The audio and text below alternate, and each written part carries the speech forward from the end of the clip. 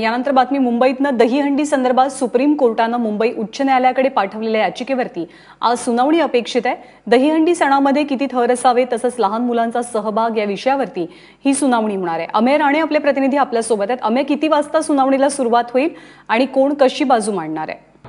ज्ञानदा, थोड्याच वेळात या सुनावणीला सुरुवात होणं अपेक्षित आहे। मुंबई उच्च न्यायालयात जस्टिस भूषण गवई आणि MS कर्णिक यांच्या खंडपीठापुढे या याचिकेवर आज नव्यानं सुनावणी घेण्यात येईल। आशिष शेलार जे दहीहंडी समितीचे समन्वयक आहेत ते स्वतः मुंबई हायकोर्टात जातीनं उपस्थित आहेत, त्यामुळे राज्य सरकार देखील या प्रकरणावर गंभीर आहे हे स्पष्ट होते।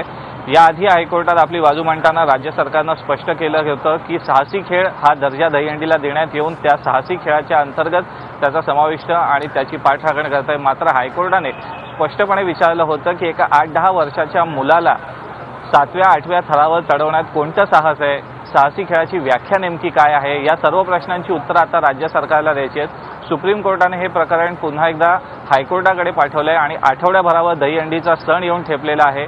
सामाजिक कार्यकर्त्या स्वाती पाटील यांनी या संदर्भात जी जनहित याचिका दाखल केलेली आहे त्यावर आता हायकोर्टात सुनावणी आणि आज हायकोर्ट या प्रकरणी नेमकं काय वक्तव्य करते, काय निर्णय देते, यावर तमाम जे गोविंदा मंडळ आहे जी जोमानं दहीहंडीचे सराव करतायत, प्रॅक्टिस करतायत, त्याचबरोबर सर्वसामान्य जनता आणि विशेष करून राज्य सरकारचं लक्ष आजच्या या निकालाकडे लागून राहिलं आहे। ज्ञानदा, अमेय, ताजे अपडेट जाणून घेत राहू। तुर्तास धन्यवाद या माहितीबद्दल।